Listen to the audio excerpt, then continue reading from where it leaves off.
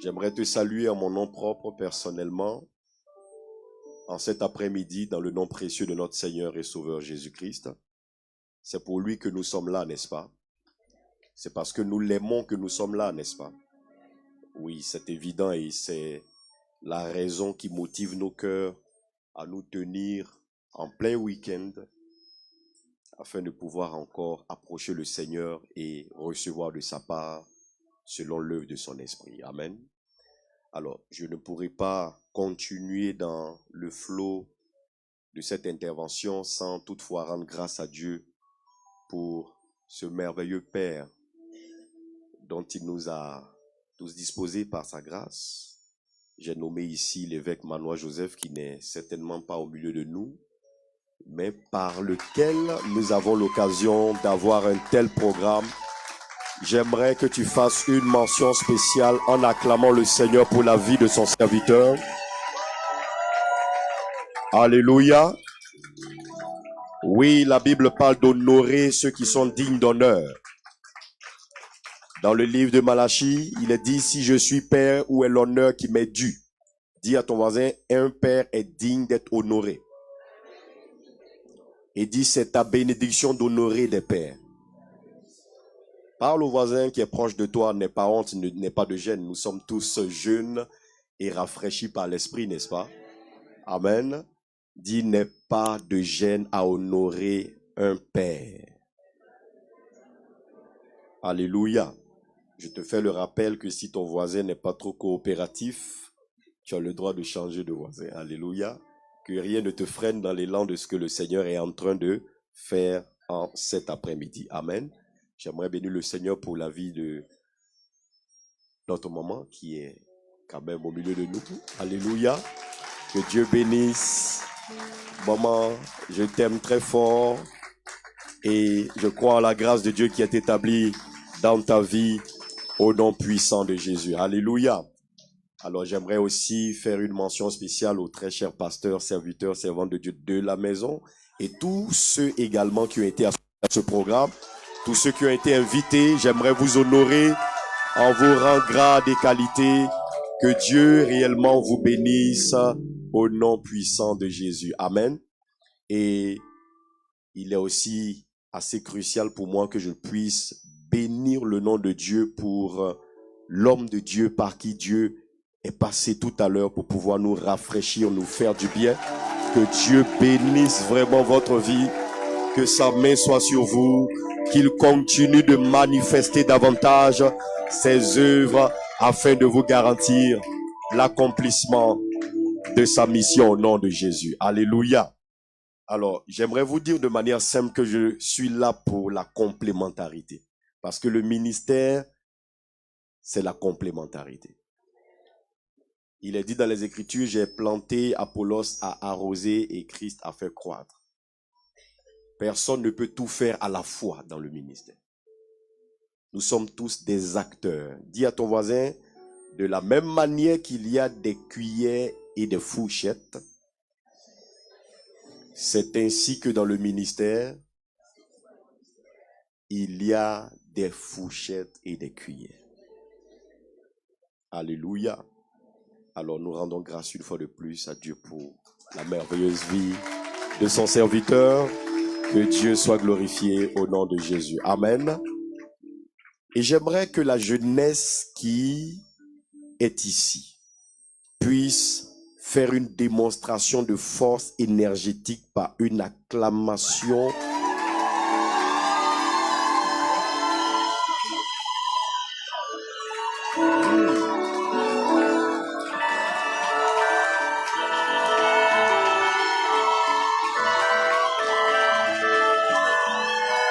Je n'entends pas encore un jeune qui est en train de bouillir de quelque chose. Alléluia. Alléluia. Amen. Amen. Est-ce qu'il y a le feu de Dieu en vous? Est-ce que vous êtes réellement des canaux par lesquels la puissance de Dieu pourrait se manifester dans ce monde? Écoutez-moi très bien, voici ce que les Saintes Écritures disent dans le livre de 1 Jean. Jeunes gens, vous êtes forts. Quand on parle des jeunes, on parle de la force.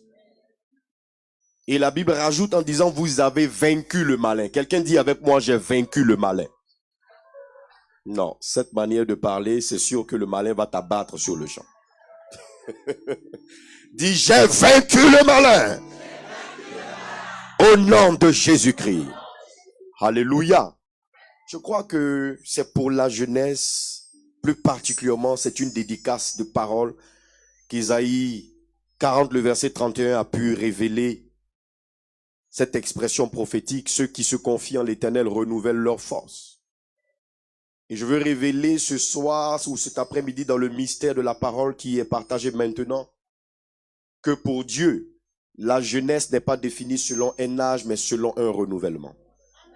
Retiens cela. La jeunesse n'est jamais définie selon un âge, mais selon un renouvellement. Alléluia. Le mystère du renouvellement permet toujours à une personne, peu importe son âge, de pouvoir avoir le rafraîchissement et le rajeunissement qui vient de Dieu. Alléluia. Alors, Dieu qui nous réunit à ce merveilleux programme Jeûne et Oint a sûrement prévu toute une palette de choses. Et cela a bien commencé tout à l'heure, n'est-ce pas, avec une très merveilleuse atmosphère électrique remplie de la puissance de Dieu. Et nous allons pouvoir entrer dans cette autre sphère qui viendra comme une complémentarité face à ce que le Seigneur a commencé. Que quelqu'un dise avec moi, Seigneur, achève ce que tu as prévu de faire ce soir.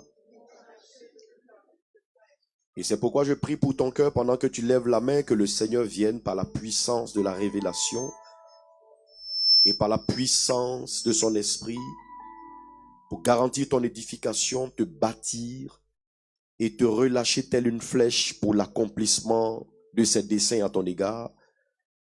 Qu'il vienne et qu'il prenne le contrôle de la suite du temps et qu'il bénisse sa parole, qu'il utilise son humble serviteur que je suis afin de te transporter dans les hauteurs de la contemplation de ses œuvres, qu'il en soit ainsi, car au nom de Jésus nous avons prié.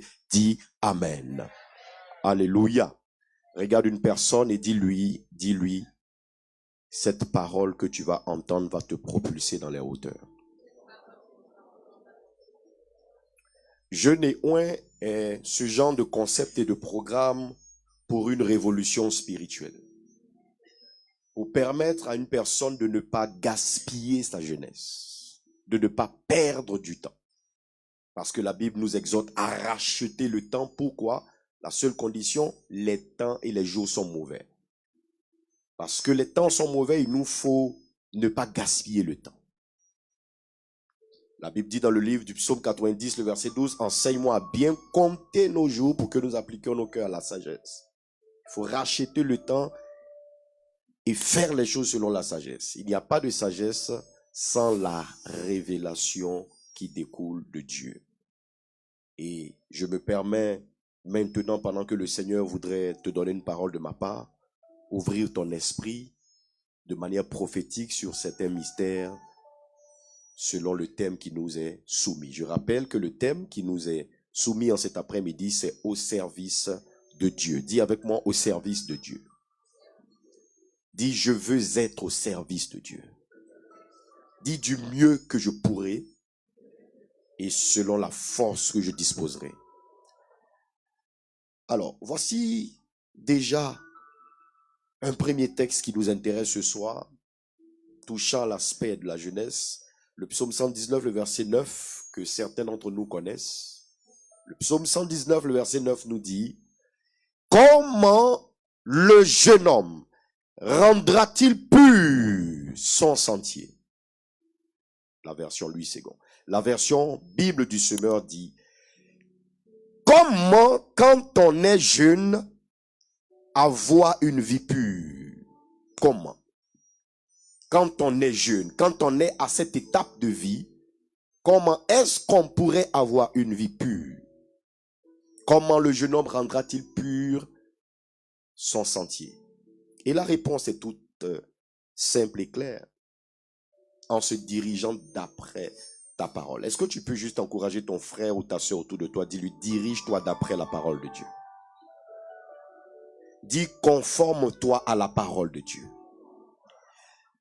La Bible du Semeur dit comment, quand on est jeune, avoir une vie pure, c'est en se conformant à ta parole. Savez-vous qu'il n'y a pas de marche avec le Seigneur sans se conformer à sa parole? Nous ne sommes pas faits pour marcher selon nos propres pulsions, nous sommes faits pour marcher selon son esprit. Et son esprit prend appui sur sa parole. Et c'est pourquoi il nous faut absolument la connaître dans sa véracité et dans sa profondeur. Nous allons surfer ce soir dans certaines choses qui vont nous donner de faire asseoir le service de Dieu selon la grâce qui nous est accordée. Alors, le concept de jeûne et oint prend appui, comme la plupart d'entre nous le savons déjà, sur le texte de Joël 2, le verset 28, que je vais rappeler rapidement et nous permettre de pouvoir recevoir quelques éléments. Joël 2, le verset 28, la Bible dit, « Après cela, je répandrai mon esprit sur toute chair. Vos fils et vos filles prophétiseront. Vos vieillards auront des songes. Vos jeunes gens des visions. » Quelqu'un dit avec moi, « Vos jeunes gens auront des visions. » Dans le livre de Genèse 2, le verset 1, la Bible dit, « Ainsi fut achevé le ciel et la terre ainsi que toutes leurs armées. » Si tu ne le savais pas, la conception créatrice de Dieu s'est établie dans la prédisposition d'armées. Dieu a tout fait selon le standard d'une armée. Les animaux, la flore et tout ce qui est l'œuvre de sa création. Et pour ce qui concerne les hommes également, peu importe les domaines dans lesquels il les déploie, selon la nature de leur existence et selon la raison pour laquelle des potentiels, des capacités, des dons leur sont attribués, c'est pour qu'ils puissent se prédisposer comme une armée. Et vous savez quoi? Une armée est la structure terrestre la plus organisée et la plus disciplinée. Et c'est pourquoi Dieu veut permettre que l'Église soit martelée par la conscience et par la pleine perception du concept de l'armée. Écoutez-moi très bien cet après-midi. Si l'Église, parfois, sur un certain niveau d'activité ou dans un certain niveau de manifestation, n'a pas autant d'impact tel que cela devrait être, c'est parce que l'Église n'a pas encore compris la discipline établie selon l'ordre de l'armée. Et vous savez quoi? Dans l'armée, les choses sont structurées. Le général ne peut jamais être le caporal. L'adjudant ne peut jamais être le commandant. Et chacun pour sa part, selon la juridiction, selon le canevas, selon le domaine, selon la spécificité, selon le cas, selon l'aspect, chacun essaie de fonctionner. La perception d'une armée est comme la perception d'un corps. Jamais, quelle que soit la puissance de la chirurgie esthétique ni de la technologie humaine, jamais il ne sera capable pour les hommes de permettre à un nez de jouer le rôle des yeux ou des yeux de jouer le rôle des oreilles. Non. Parce que chaque élément sur le corps a un but bien spécifique qui définit son importance. Vous savez, une chose est importante à partir du moment où elle est unique dans sa fonctionnalité. Qu'est-ce que je viens de dire? Une chose est importante à partir de... Demande à ton voisin, est-ce que tu suis l'homme de Dieu? Nous sommes en train de démarrer tout doucement. Et j'espère que tu as l'oreille attentive tel un disciple du Christ. Dis amen bien. Si je dis à qui je parle, tu dis quoi? Parle. Si je dis à qui je prêche, tu dis prêche. Si je dis à qui j'enseigne, à qui je parle, est-ce que je peux prêcher à quelqu'un cet après-midi? Est-ce que je peux annoncer la parole de vérité? Est-ce que je peux révéler des choses de Dieu? Laissez-moi vous dire dans cet après-midi que telles que les narines sont distinctes des oreilles, distinctes du pied, et chacun d'eux dans leur unicité de fonctionnalité, c'est ainsi qu'une armée est bien rangée et bien organisée selon la valeur unique de chaque individu impliqués de manière complémentaire pour faire avancer l'œuvre de cette armée. Ne l'oubliez pas, une armée existe premièrement pour assurer la défense. Amen. Et l'une des premières manières d'assurer la défense, vous savez, c'est de faire quoi? C'est de mettre de l'ordre. On n'a pas besoin d'être en guerre pour qu'une armée soit déployée. Et c'est ainsi que l'armée de Jésus-Christ, l'Église, a besoin d'être une Église d'ordre et non de désordre. Le désordre étant dans l'Église, ce désordre la rend efficace. Elle manque d'impact, l'Église de Dieu, dans ce monde. Parce que le docteur veut être prophète, le prophète veut être évangéliste, l'évangéliste veut être un apôtre. Pourquoi? Parce que parfois les concepts dans l'Église se définissent selon des tendances. La Bible dit, ne vous conformez pas au siècle présent. Le siècle présent a sa manière à lui de voir les choses. Les gens dans ce monde qui sont sans connaissance ont leur manière de percevoir les choses. Et nous, en tant qu'enfants de Dieu, nous prenons appui sur la connaissance révélée des Saintes Écritures. Et c'est pourquoi le psaume 118 nous dit, plutôt 119, la révélation de tes paroles est claire. Une armée a besoin d'être illuminée et d'être éclairée. L'Église ne peut pas avoir cet impact si nous ne sommes pas réellement éclairés selon la spécificité de notre individualité. Dis Amen bien. Alors, Joël 2, le verset 28 nous dit quoi? Après cela, je répandrai mon esprit sur toute chair. Dieu lui-même parlant. Il est bien placé pour définir ce qu'il veut. Je répandrai de mon esprit sur toute chair. Pourquoi? Il dit vos filles, vos fils et vos filles prophétiseront, vos vieillards auront des songes et vos jeunes gens. Lorsque nous sommes jeunes et que nous sommes conscients que Dieu nous a oints, l'une des premières choses prioritaires à découvrir dans notre expérience spirituelle divine avec Dieu, c'est de savoir que la spécificité d'un jeune est pour avoir la capacité d'avoir une vision véritable. Noir sur blanc écrit dans les Écritures. Dieu qui parle et qui donne la spécificité de chaque élément de son armée. Il dit, vos jeunes gens, pour ce qui les concerne, je voudrais leur donner la capacité d'avoir des visions.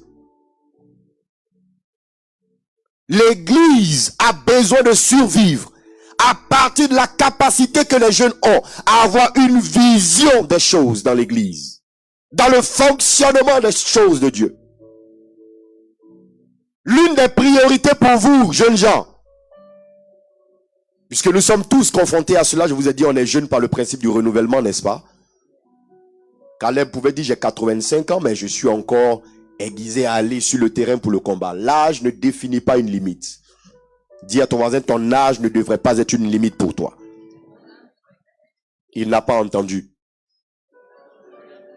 Insiste. Crie-lui là-dessus. Et même s'il s'énerve, c'est pas grave.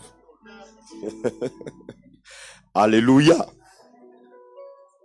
Vos jeunes gens auront des visions dès lors que je répandrai de mon esprit sur toute chair. Toute chair recevra mon esprit. Les vieillards auront une fonctionnalité. Les fils et les filles auront un domaine dans lequel couler. Mais les jeunes gens, je les appelle à être des visionnaires. Je n'entends pas la main d'un jeune par ici. Écoutez-moi très bien. Si vous êtes jeune et que vous n'avez aucune vision, vous ne définissez aucunement votre avenir. Et là, je vais plus loin. Dis à ton voisin, il va plus loin. Et il nous mène dans les hauteurs. Écoutez bien la conversation de Dieu avec le patriarche Abraham en Genèse 15. La Bible dit, Dieu parla à Abraham dans une vision. Est-ce que quelqu'un lit le texte avec moi? Vous l'avez sous vos yeux? J'aimerais que vous confirmiez chaque écriture qui sortira. Soyons des chrétiens de Béret. C'est très important. Alléluia. Est-ce que c'est écrit ainsi? Qui peut nous lire le texte? Genèse 15, verset 1. Genèse 15, verset 1. Mhm. Oui. Allons-y, man of God. Ah, elle a volé la grâce. J'aime cette violence. On y va. Après ces événements, la parole de l'Éternel fut adressée à Abraham. Reprenez encore, s'il vous plaît. Oui. Oui. La parole fut adressée comment? Prêchez avec moi. La parole fut adressée comment? Est-ce que vous savez que depuis longtemps, la plupart d'entre nous, dans cette expérience avec le Seigneur, nous croyons que quand la parole de Dieu s'adresse à nous, c'est parce que Dieu veut nous faire entendre le son de sa voix. La première chose que la parole de Dieu fait, c'est de ne pas te faire entendre un son, mais de te faire voir quelque chose. Tu m'as pas entendu. Dieu n'a jamais voulu que tu entendes d'abord un son là où tu n'as pas vu.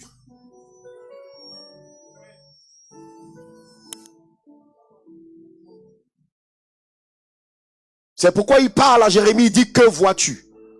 C'est en fonction de ce que tu vois que je pourrai te parler et te révéler des choses cachées. Et l'efficacité de la jeunesse dans le royaume de Dieu se tient dans la spécificité de la maîtrise de ce don, de cette capacité d'avoir la vision. Vision en tant que don spirituel. Vision en tant que capacité intellectuelle, intelligente, de pouvoir établir un certain nombre de choses et voir comment ces choses seront rendues faisables, comment elles seront bâties, comment elles seront réalisées. Dieu appelle les jeunes à le servir en étant des visionnaires. L'Église est rendue plus efficace si les jeunes qui s'y trouvent sont des visionnaires.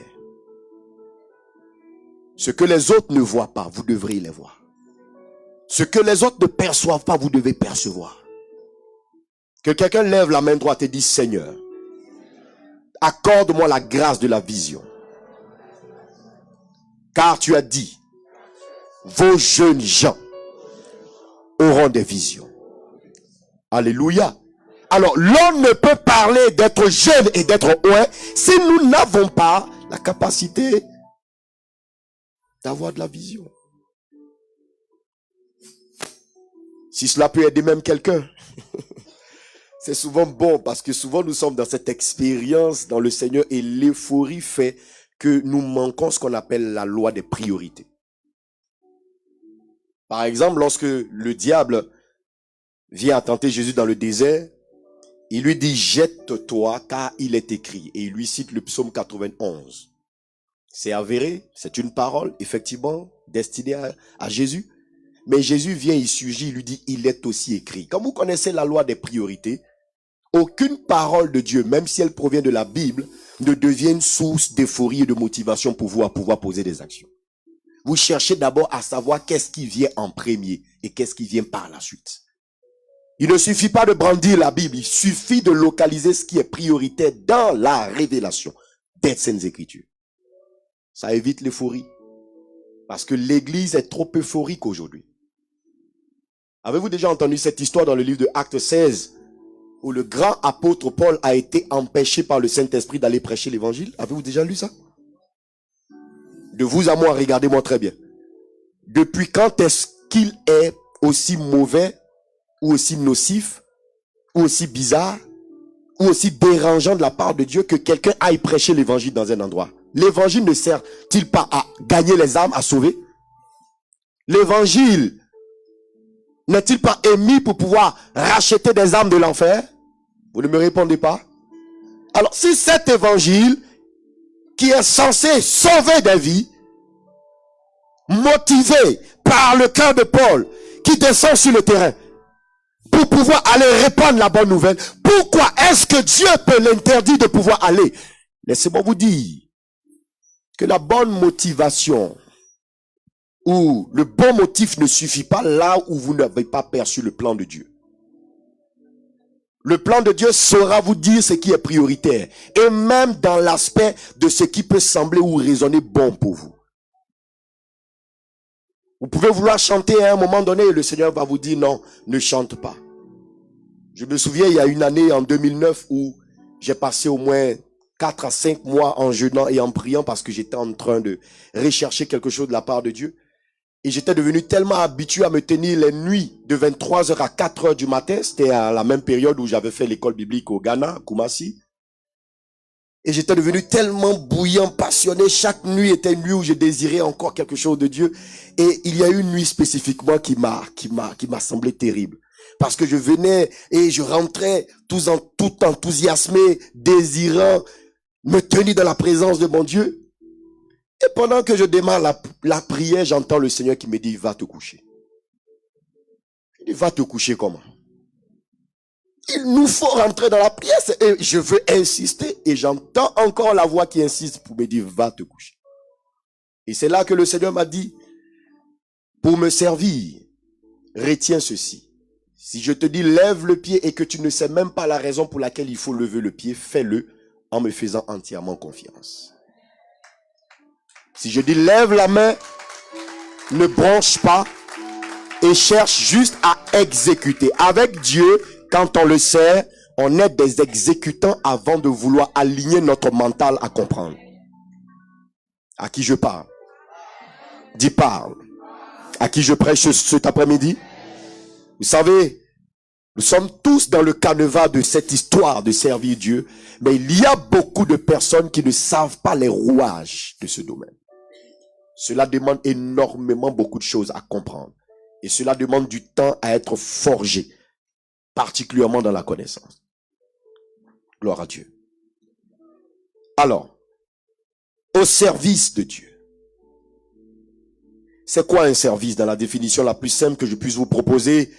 Maintenant, c'est un état, une fonction, et plus particulièrement un devoir, ou des devoirs, que quelqu'un qui sert une personne, des devoirs de quelqu'un plutôt, des devoirs de quelqu'un qui sert une personne, ou une collectivité, ou une communauté. Et donc, je veux que vous reteniez dans mon intervention que servir Dieu, c'est un devoir. Dis avec moi, servir Dieu, c'est un devoir. Dis-le encore. Une troisième fois. Maintenant, écoute-moi bien. Est-ce que vous savez qu'en général, quand nous commençons notre vie chrétienne, nous ne sommes pas conscients de nos devoirs. Nous sommes plutôt portés vers nos droits. Quand on est enfant, c'est du genre, maman, je veux ceci, papa, je veux cela.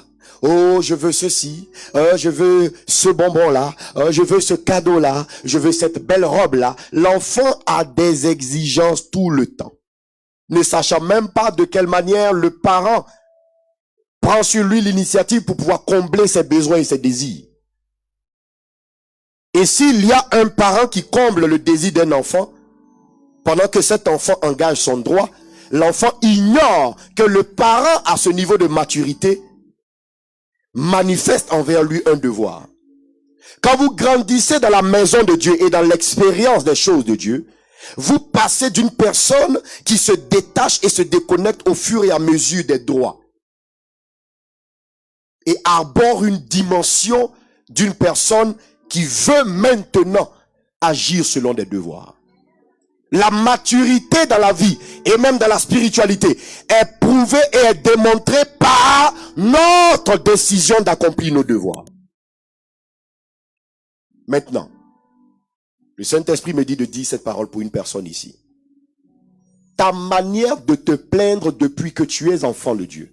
Seigneur, je veux ceci. Seigneur, je veux cela. Seigneur, je veux le mariage. Je veux atteindre ce niveau, ce voyage. Je veux cette ouverture. Seigneur, guéris-moi. Tu es le médecin par excellence. Oui, Dieu est tout ça, mais Dieu peut ne pas parfois te donner ce dont tu as besoin parce qu'il veut te donner de prendre plus conscience de tes devoirs que de tes droits. Est-ce que vous savez que les véritables bénédictions des destinées commencent dans la carrure des devoirs et non des droits? Quand nous sommes des personnes qui exigeons à chaque fois des choses, cela fait de nous des personnes de petitesse, des personnes inférieures, des personnes immatures, des personnes qui ne comprennent rien. Tu ne peux servir Dieu si tu n'es une personne qui se donne la conscience du devoir. Le service, c'est le devoir. Le service, c'est le devoir. Service, c'est accomplir ses devoirs. Non se plaindre. Il n'y a que des enfants qui se plaignent tout le temps. Alors pose la question à ton voisin qui est juste auprès de toi. Dis-lui, es-tu un enfant ou es-tu un grand? Dis, aimes-tu beaucoup plus tes droits ou tu préfères tes devoirs?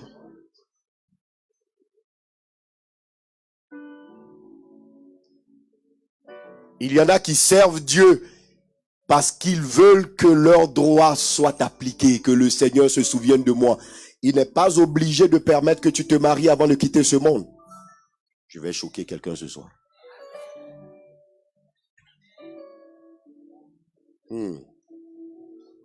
Attendez.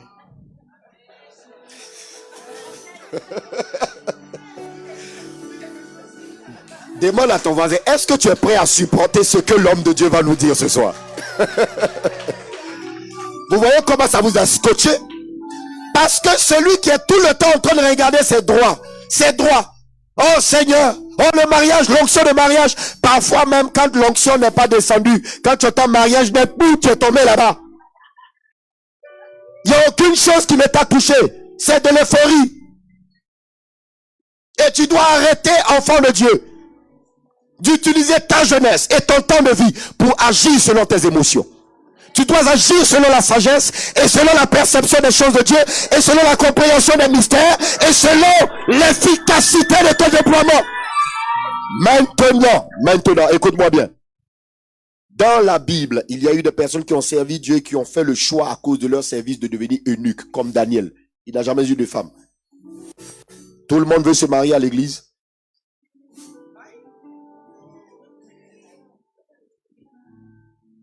Et si le Seigneur vient, il fait descendre l'onction, il dit, l'onction de Daniel. Je vous assure que beaucoup vont s'écarter. Ça ne me concerne pas cette onction-là.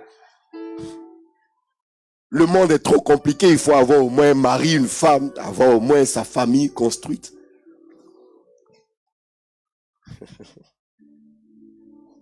J'ai étudié la vie de certains serviteurs.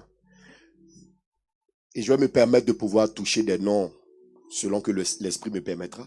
Qui connaît ici la prédicatrice américaine Juanita Bynum? Quelques-uns. D'accord. L'une des puissantes prédicatrices qui existent au monde. Vous pourrez aller sur Internet. Si vous comprenez l'anglais, vous allez voir que cette femme dégage quelque chose de vraiment particulier. Est-ce que vous savez que son premier mariage s'est fait avec un pasteur? Et ils ont fini par divorcer parce qu'elle semblait être un peu plus populaire que ce pasteur. Elle semblait avoir un peu plus de notoriété et il n'arrivait pas à supporter. Et ça finit par créer des problèmes de couple. Et bam, ils se sont séparés. Elle a fait un divorce. Je crois un second mariage. Je ne sais pas si ce mariage est encore celui d'actualité ou si. Mais ça a été ainsi. Vous savez pourquoi souvent certaines choses surgissent comme ça? L'onction qui accompagne le service est l'un des mystères les plus incompréhensibles des hommes. Quand vous commencez à servir Dieu, attendez-vous à ce que les gens ne puissent pas vous comprendre. Ce matin, je me suis levé et puis j'étais en méditation. Et puis j'ai tressailli, je dis, Seigneur, où est Oliab? Où est Oliab face au service de David, au triomphe de David, à la victoire de David face à Goliath? C'est cet Oliab, son frère aîné, sur le champ de bataille, inscrit dans l'armée, qui était sur le front et qui lui a dit, mais notre père t'a envoyé juste apporter la nourriture comme un service. Vous voyez ici en France, il y a des structures, n'est-ce pas, qui font des livraisons, n'est-ce pas? Voilà, David il était le coursier, il a fait la livraison. Et son frère lui dit, tu as fini ta livraison, ta mission est terminée mon gars. Repars dans la bergerie, dans la forêt. C'est là-bas ta destinée. Dis à ton voisin, personne ne connaît la suite de ton histoire et personne ne doit te limiter. Le jeune homme a déposé la nourriture. Il voit sur le champ de bataille Goliath qui est en train de terroriser. Il s'informe. On lui dit, ça fait 40 jours que ça dure. Tous les champions de l'armée d'Israël sont en train de tomber au pied de Goliath. La première chose que David dit, qui est cet incirconcis qui ose se lever contre l'armée de l'Éternel. C'est là la distinction d'avec ceux qui aiment et qui sont passionnés à servir Dieu. Ils ne viennent pas servir pour montrer leur dimension, montrer leur valeur, mais ils servent pour défendre le nom du Seigneur des armées sur la terre. Ils cherchent à être touchés par chaque condition qui pourrait employer les choses de Dieu selon l'avantage des hommes. Vous savez la suite c'est quoi? Vous connaissez bien l'histoire. Je dis bien, où est Oliab? Cet Oliab qui a dit à son petit frère, retourne, je connais même tes malices. Le prophète Samuel est venu la fois dernière, il ne nous a pas oint, c'est toi qui l'as oint. Depuis quand l'onction est choisie par l'individu? Quelqu'un ne me répond pas ce soir. Dis à ton voisin, juste une commission de la part du prophète Tano, du pasteur Tano, dis-lui, l'onction ne se choisit jamais par l'individu. Dis, c'est Dieu qui oint. Et nous allons en arriver tout à l'heure. Nous allons naviguer dans certains mystères de l'onction. Pourquoi est-ce que Dieu oint? Plus particulièrement les jeunes. David est oint. Je peux même vous prouver que cette désignation a tellement choqué sa famille, à commencer par son père. Depuis quand est-ce qu'une personne vient d'être choisie dans une famille promue roi, et la prochaine chose qu'on cherche à faire, c'est de le ramener en brousse? Ça veut dire que ce choix-là n'était pas vraiment accepté. Parce que le réflexe premier, c'est de célébrer, de fêter. Peu importe tes enfants choisis, Isaïe, Jessé, tu n'as qu'à organiser une fête, parce qu'au moins dans la famille, ce n'est pas la famille du voisin, ce n'est pas la famille d'à côté, mais c'est notre famille. Il y a au moins une personne qui a la destinée royale et qui pourra représenter dignement la famille. Peu importe le choix de la personne, nous sommes censés célébrer, nous sommes censés nous joindre à la joie de cette personne à cause de la grâce qui lui a été faite. Mais écoutez justement, lorsque vous parlez de servir Dieu et que vous parlez d'onction, attendez-vous constamment à la jalousie indescriptible. Le déploiement de vos capacités donneront parfois à des personnes de croire qu'elles sont néant face à ce que vous déployez. Et indescriptiblement, ces personnes-là peuvent changer d'aspect vous concernant. Ça peut être un ami, un frère, une sœur, qui peut voir juste votre vie se déployer à un certain niveau et commencer à se rétracter à cause de l'explosion des grâces du don dans votre vie. Mais je veux dire à quelqu'un en cet après-midi, que rien ne t'empêche d'exploser dans tes capacités et dans tes dons. Je ne vois pas ta main te lever. Que rien ne t'empêche. Dis un amen comme un tonnerre. Que rien ne t'empêche. Dis amen comme un tonnerre. Que rien ne t'empêche. Que rien ne t'empêche. Au nom de Jésus-Christ, David descend dans l'arène dans tout son courage. Je saute même les étapes où il a été emmené au palais royal comme pour faire une sorte d'échange avec le roi d'abord. Depuis quand quelqu'un qui doit résoudre le problème de tout un peuple a besoin de toutes ces formes d'audience? Vous savez, quand les gens n'acceptent pas la qualité et la capacité de votre service, ces personnes sont capables de vous faire passer dans toutes sortes de protocoles pour vous casser, pour vous briser. Et vous savez ce qui se passe dans le palais royal? Le roi lui donne ses vêtements. Mais tes vêtements sont à toi.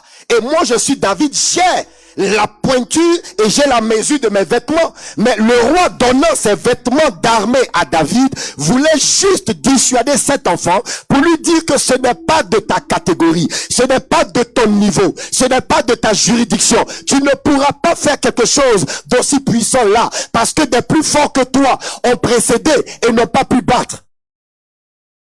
Quand vous déployez l'onction et que vous servez le Seigneur, attendez-vous dans le ministère à être parfois challengé par des personnes qui vous donnent l'impression que ce que vous faites n'a pas de valeur.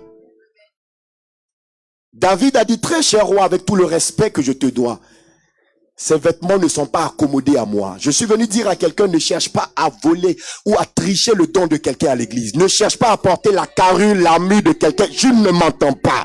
Tu ne m'entends pas. Ne cherche pas à te couler dans le moule du don. Comme dans l'église, tout le monde prophétise. Et il faut que je prophétise. Comme tout le monde se tient à tel niveau, il faut que je coule. Non, non, non. Non, tu es en train de dénaturer ta capacité. Tu es en train de passer de ton originalité à la photocopie. Le ministère, dans sa beauté, se tient dans l'originalité du déploiement de nos dons au service du Seigneur. Dis à ton voisin, si tu veux servir Dieu, ne cherche pas à copier quelqu'un. Dis, laisse Dieu te révéler l'originalité de tes capacités. David, par la suite, pour pouvoir aller plus loin, il finit par battre Goliath, son frère Oliab. Est-ce que vous savez qu'Oliab était toujours sur le terrain? Alors, où était Oliab quand les gens célébraient? David a tué 10 000, Saül a tué 1000. Il y a des personnes, quelle que soit votre élévation, quelle que soit l'explosion de vos grâces, elles ne se joindront jamais à ceux qui vous aideront à célébrer la grâce de Dieu dans votre vie. Peu importe ce que vous allez faire. Et vous savez quoi? Je viens comme un prophète en cet après-midi pour que nous parlions entre nous, frères et enfants de Dieu. Il y a parmi les frères des personnes qui n'acceptent pas la grâce d'autres frères.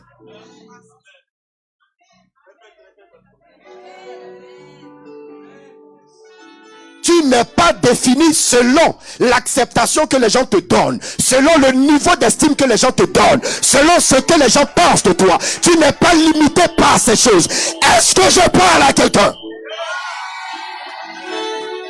À qui je parle? J'entends pas. À qui je parle? À qui je prêche? À qui j'annonce? J'aimerais t'annoncer que tu fais partie de la génération de David, des tueurs de géants, des personnes qui n'attendent pas qu'on leur demande leur vie. Il y a quelque chose qui bouillonne en toi.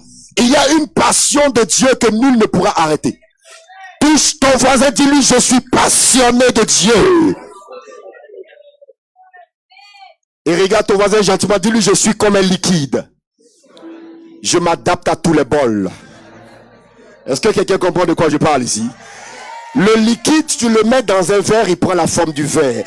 Dans une assiette, il est aplati. Dans une bouteille, il est établi. Selon la dimension du fonctionnement. Est-ce que je parle à quelqu'un ce soir? Il te faut servir Dieu sans couler dans le moule des autres. Ne vous conformez pas au siècle présent, mais soyez transformés par le renouvellement de votre intelligence. Le prochain niveau, on dit afin que vous discerniez la volonté de Dieu. La plus haute forme de choses à manifester lorsque vous marchez avec Dieu, c'est d'avoir la capacité de discerner sa volonté. Sinon, si vous priez, si vous jeûnez, si vous adorez, c'est zéro. Un chrétien dit enfant de Dieu qui n'est pas capable de discerner la volonté de Dieu, ben, il marche par quoi alors? Romains 8, verset 13, si vous vivez selon la chair, vous mourrez. Est-ce que vous savez que quand vous n'êtes pas conduit selon la volonté de Dieu, vous êtes en train de faire pas à pas votre marche vers la mort, vers la prématuration de destruction de destinée. La Bible dit, mais si par l'esprit, justement, vous faites mourir les actions du corps. Quand je pense qu'il y a des personnes qui veulent servir Dieu et qui n'ont pas encore réussi à faire mourir les actions du corps. Mais nous comprenons pourquoi beaucoup de choses se font par euphorie et par désir de compétition. Dis à ton voisin, ce n'est pas la compétition, c'est la complémentarité. Il t'a pas entendu, il t'a pas entendu. Dis alors, cesse de regarder à ce que je peux faire et cherche à faire ce à quoi tu es destiné, afin que notre Dieu soit glorifié. Au nom puissant de, au nom puissant de, au nom puissant de, j'ai cru que tu allais pousser des cris de victoire ce soir.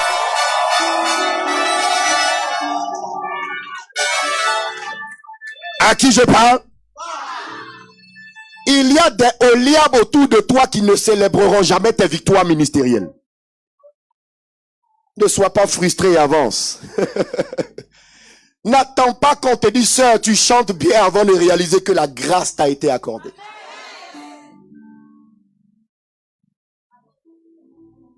Alléluia.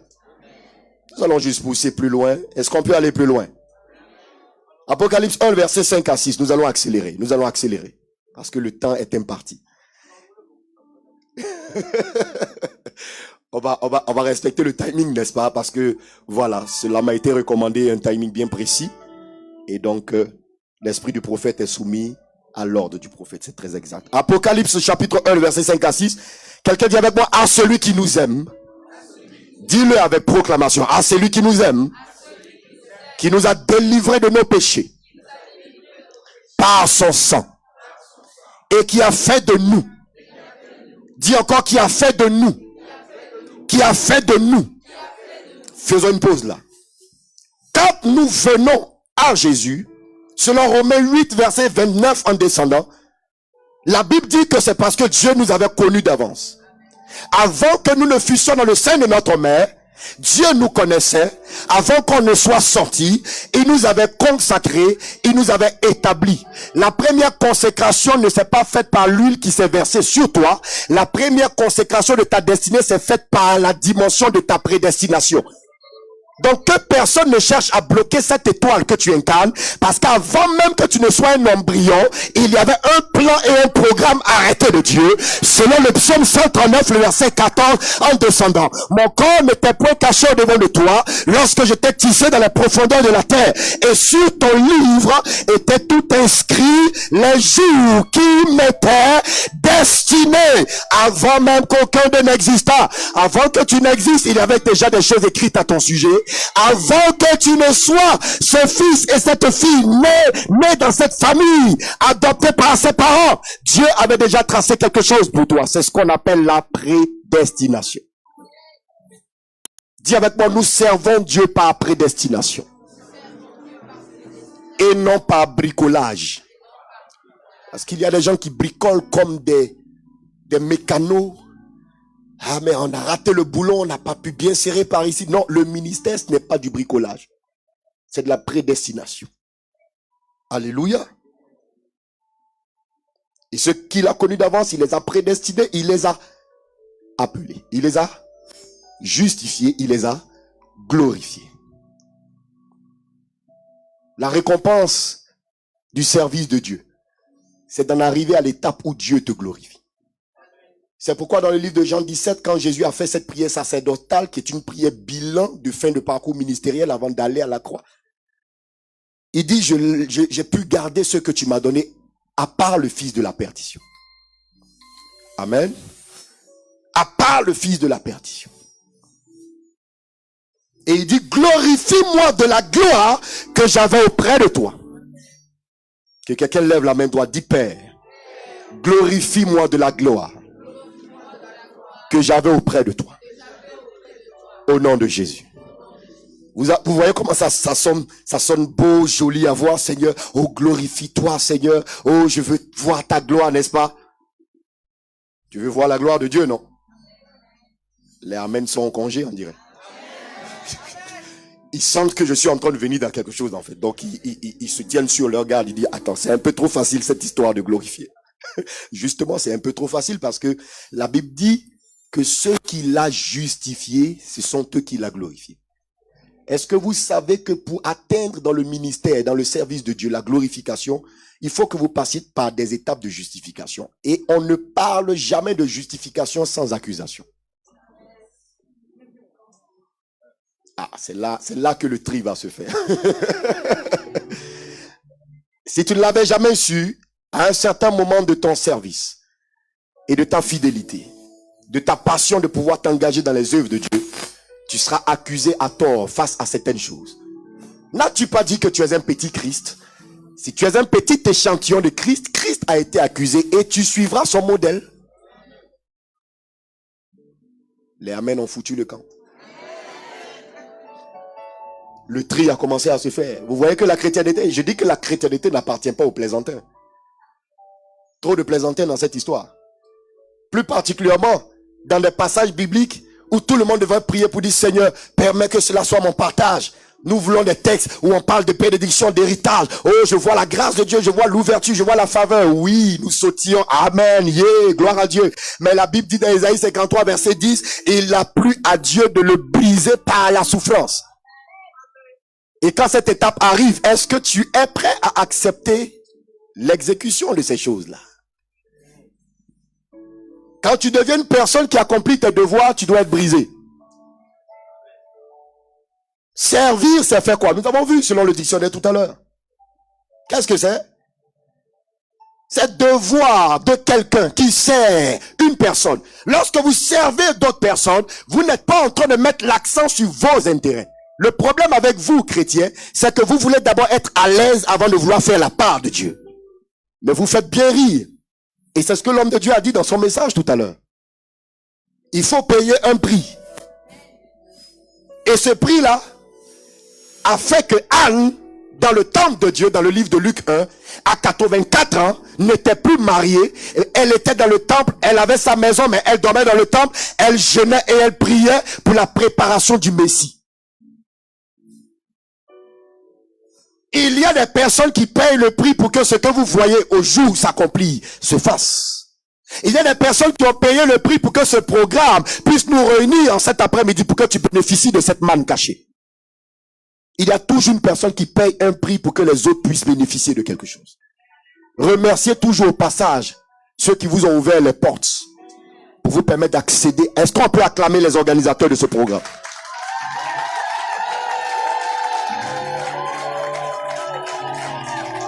Alléluia. Je n'ai qu'à voir l'atmosphère de ce programme et je sais qu'il y a eu beaucoup de bombardements de jeunes. Des gens ont tellement jeûné que parfois ils allaient à gauche comme ça, comme s'ils allaient tomber. Ils disent, Seigneur, qu'est-ce qui se passe? Dis à ton voisin que le Seigneur répande son onction dans ta vie. Apocalypse 1, verset 5 à 6, à celui qui nous aime, qui nous a délivrés de nos péchés par son sang et qui a fait de nous. Qu'est-ce qu'il a fait de nous?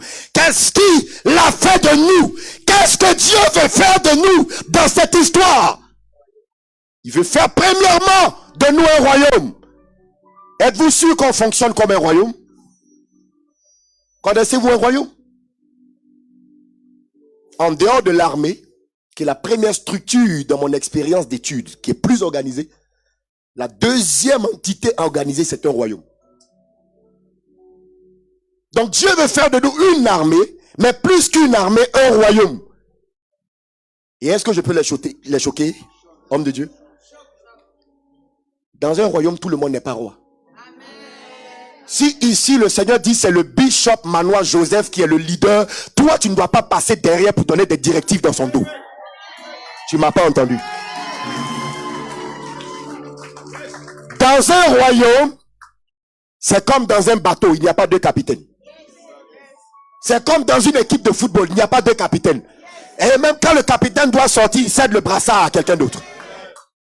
Et même quand le leader n'est pas là, s'il n'est pas là, son esprit est là. Mais son esprit désigne une autre personne qui substitue sa personne et qui garde l'autorité de Dieu afin de pouvoir conduire le peuple. Ne soyez pas comme Israël, ingrat et qui manque de reconnaissance. Moïse a fini de diviser la mer Rouge. Il a fini de les faire sortir de 430 ans de captivité. Et ils ne sont même pas capables, hommes de Dieu, d'attendre 40 jours que le gars est en train de faire dans les hauteurs pour leur propre avantage. Parce que les lois que Moïse est allé chercher sur le mont Sinaï n'étaient pas pour lui-même, mais étaient pour le peuple. Comment quelqu'un qui sert Dieu et qui travaille aux intérêts du peuple est si rejeté facilement juste parce qu'il est absent? Beaucoup de nos églises ne fonctionnent pas correctement quand le leader n'est pas présent.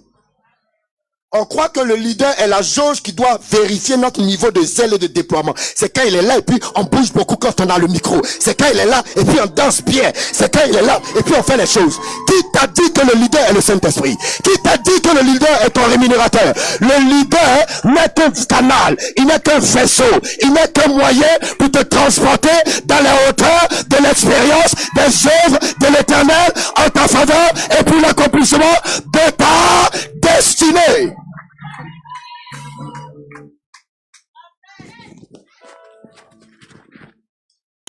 Dis à ton voisin, quand le leader n'est pas là, cela ne veut pas dire que le Saint-Esprit n'est pas là.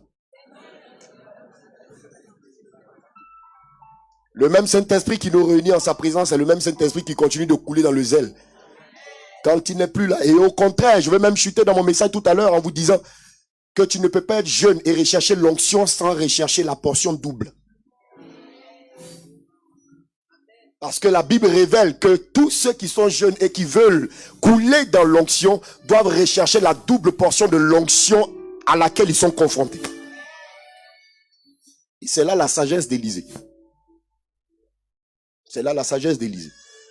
Il a fait de nous un royaume. Je n'ai pas le temps de vous définir, de vous structurer comment est-ce qu'un royaume fonctionne.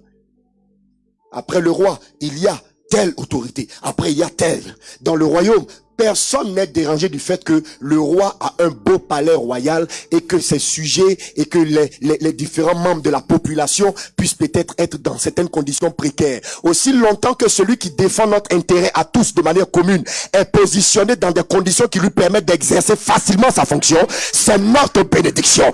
Parce que quand tu viens parfois à l'église et que le pasteur a porté une belle chaussure, tu veux aussi que toi aussi, tu aies l'occasion de porter une belle chaussure. Non, pas forcément. Servir Dieu, ça peut permettre que quelqu'un soit en train de monter et que toi tu sois en bas. As-tu oublié la parole de Jean qu'il croisse afin que je diminue? Tout le monde n'aime pas ça. Qu'il croisse afin que moi je le dépasse. Qu'il croisse, ou bien s'il croit, on va être au même niveau. Pourquoi? C'est lui qui doit avoir l'onction. Je me souviens à l'époque, puisque nous sommes de vieux chrétiens. Je suis jeune, mais je suis vieux dans la foi. Ouais. À l'époque de Feu Kakou, c'est vrai, est-ce que vous savez que dans le déploiement de son ministère, béni soit Dieu pour la vie de notre Père, qui a été dans le sillage. Mais demandez, renseignez-vous. Il y a certains fils du prophète qui avaient de la gêne à voir l'homme de Dieu déployer l'onction et qui ont eu des conversations du genre, et ça finit par filtrer. Pourquoi est-ce que c'est lui seul envoyé, nous, on ne nous voit pas? Mais qui vous a dit qu'on sert Dieu pour se faire voir? Tu es jeune. Si tu veux chanter à la chorale pour te faire voir, quand tu sens la caméra passer vers toi, le photographe, c'est maintenant que tu es la position d'adoration. Il faut que tout Facebook témoigne de la puissance de ton adoration.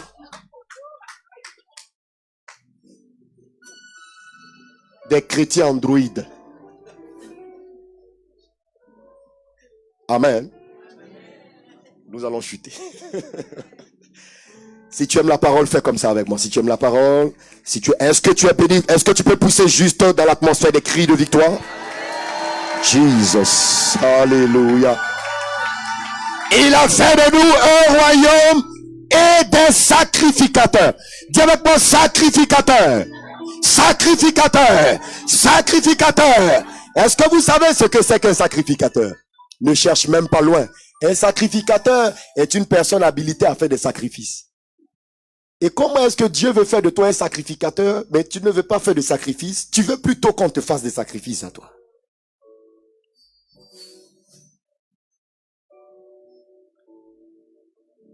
Servir Dieu, c'est aimer tellement le Seigneur que choisir de perdre plutôt que de gagner.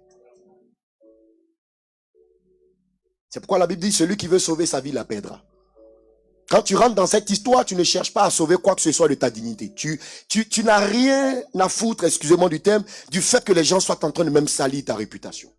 Pourvu que tu sois dans le canevas des choses auxquelles Dieu t'appelle. C'est tout ce qui fait l'objet de ton existence. Parce qu'avec les hommes, il faut s'attendre toujours à ce qu'ils soient dérangés par la dimension mystérieuse de la grâce qui se repose dans ta vie. J'ai bien dit que ceux qui doivent être glorifiés, ils seront d'abord justifiés. Si Dieu doit chercher à te justifier, c'est parce qu'il sait qu'il y a eu des accusations. Il y a eu des médisances, il y a eu des critiques. Oh, tu vois le frère là, à chaque fois qu'il vient chanter, il a une manière de faire là, mais tu ne sais rien de la motivation du frère à pouvoir adorer son Dieu. La Bible dit le royaume des cieux ne consiste pas en paroles. Je crois que les chrétiens bavardent trop de nos jours. J'évalue un chrétien dans sa vertu à partir de la dimension de l'esprit qui peut l'animer. Plus l'esprit t'anime, moins tu es bavard. Si tu dois ouvrir la bouche, c'est pour édifier les autres. En Côte d'Ivoire, on dit c'est pas pour faire béret. C'est pas pour faire les calomnies, les critiques. Que quelqu'un dise avec moi béret. Dis béret. Voilà, je vais t'apprendre de nouveaux mots pour toi qui ne... Tu as besoin d'avoir une culture croissante. Amen. Alors, on va terminer rapidement. Dieu a fait de nous quoi? Un royaume et des sacrificateurs. Tape ton voisin, dis-lui, pour servir Dieu, tu dois adopter la mentalité de sacrificateur. Je n'aurai pas le temps, le temps est très imparti, sinon j'allais rebondir sur Melchisédek, sacrificateur, roi de Salem, qui est l'archétype de cette dimension prophétique expliquée ici et révélée. Un homme sorti du néant, rencontrant le père de la foi, Abraham. Première occasion de révélation de la Sainte Seine, il vient avec le pain et le vin. Lorsque vous êtes sacrificateur, vous devez être cette personne munie de votre pain et de votre vin. Le pain et le vin a la symbolique de quelque chose de très fort et de très mystérieux dans l'exercice de Dieu. Est-ce que vous savez que le pain et le vin sont la nourriture des rois? D'accord. Dis avec moi, pousse plus loin. Vous vous souvenez, dans la prison de Joseph, il y avait eu le panetier et les chansons qui avaient été emprisonnés?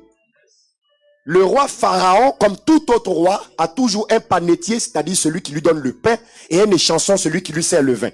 Quand vous êtes un roi, votre nourriture la plus commune, c'est le pain et le vin.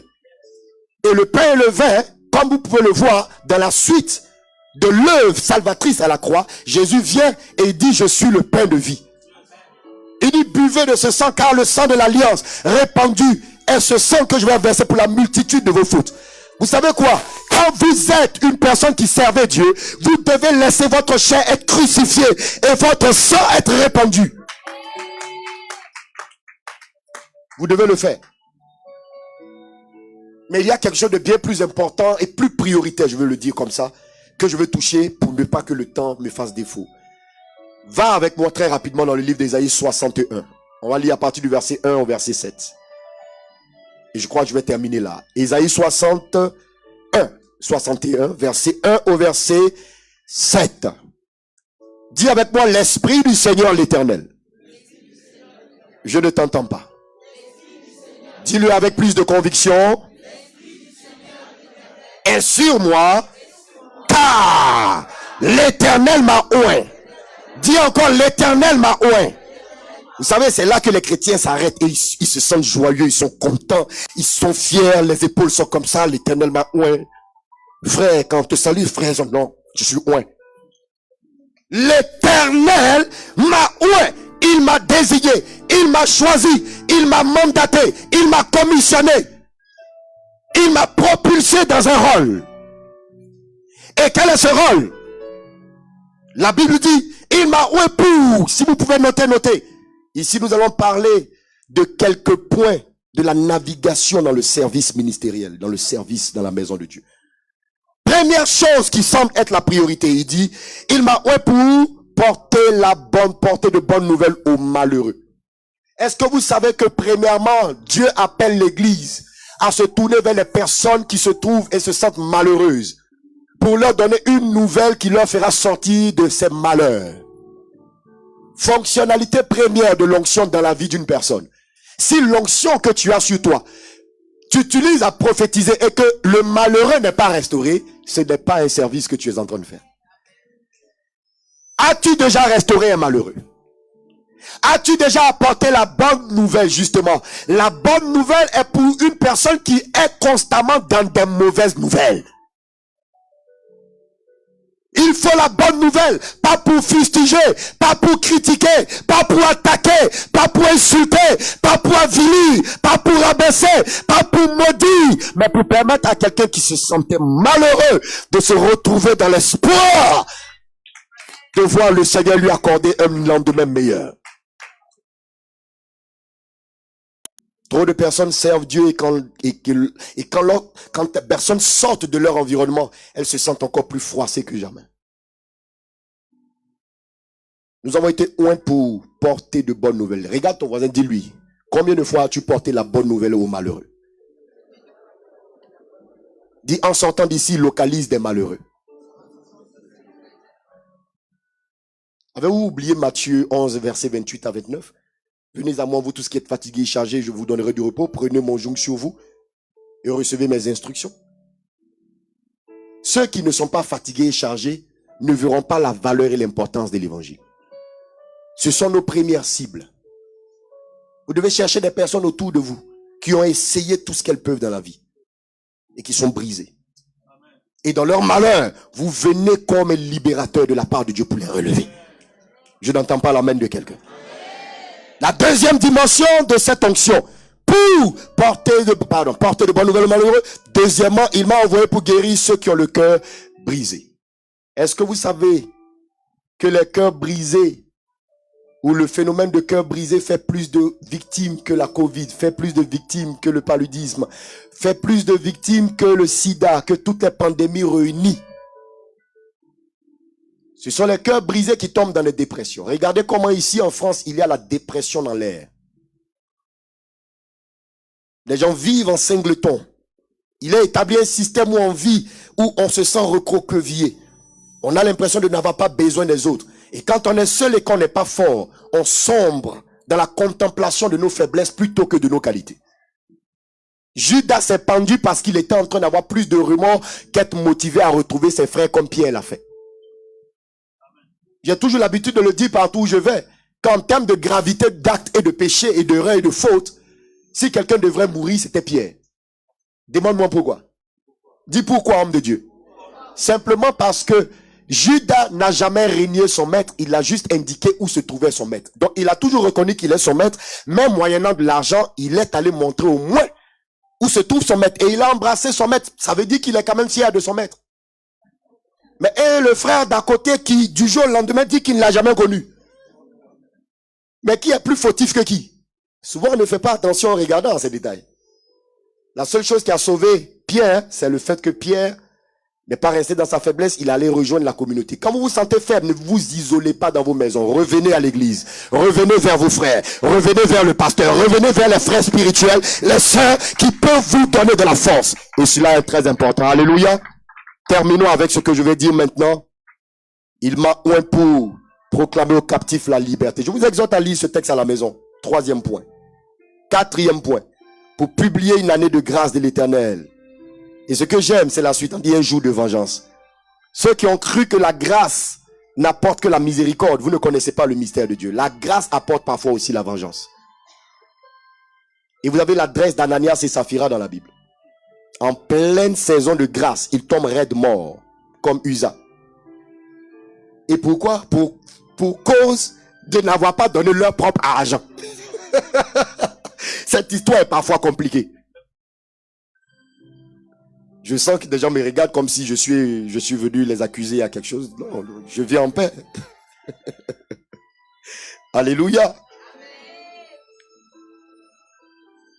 Pour publier une année de grâce, une année de vengeance de notre Dieu, pour consoler les affligés, pour accorder aux affligés de Sion et pour leur donner un diadème. Vous voyez, vous êtes oint parfois pour donner à des personnes de réaliser qu'elles ont de la valeur aux yeux de Dieu.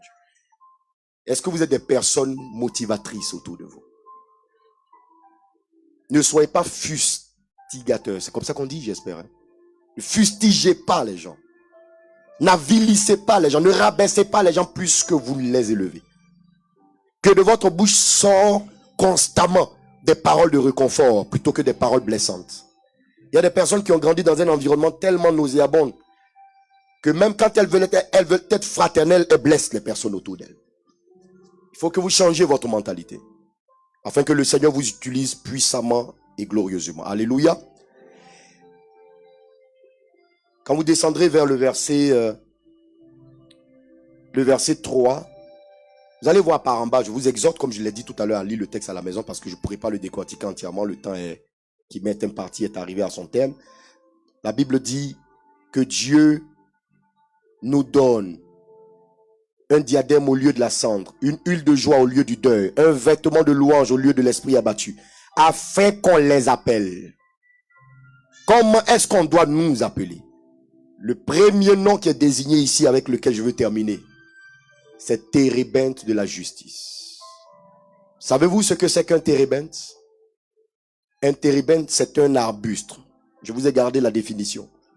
C'est un arbuste, c'est-à-dire de petite taille, donc qui semble être jeune, mais qui est résineux. Vous savez ce que c'est qu'une chose résineuse? C'est une chose qui est inflammable. Et donc, Dieu vous désigne comme des térébintes de justice parce que vous êtes comme l'arbre de vie, votre source, et qui avait la capacité de vous enflammer pour Christ par le feu de l'esprit. Et vous êtes ces térébintes. Quand vous lirez dans toute l'histoire de la Bible, depuis Jacob, passant par David, Jacob a enterré les dieux qui lui ont été apportés par ses femmes sous un térébinthe.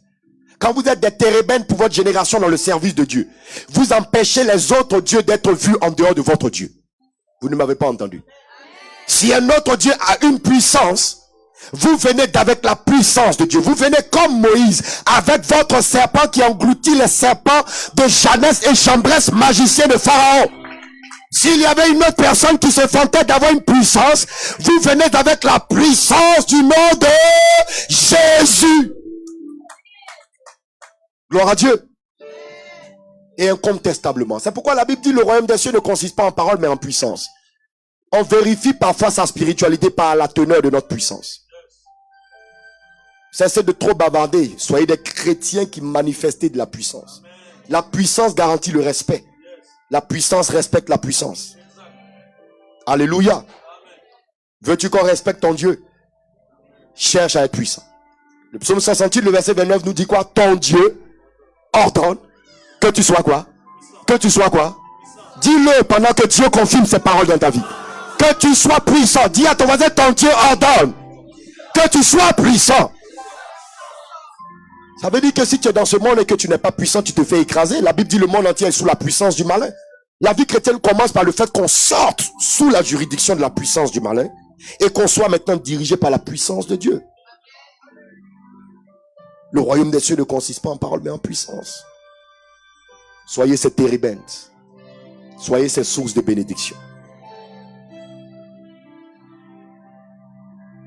1 Pierre, le chapitre 4, le verset 10. Comme de bons dispensateurs des diverses grâces de Dieu, que chacun de vous mette au service des autres le don qu'il a reçu.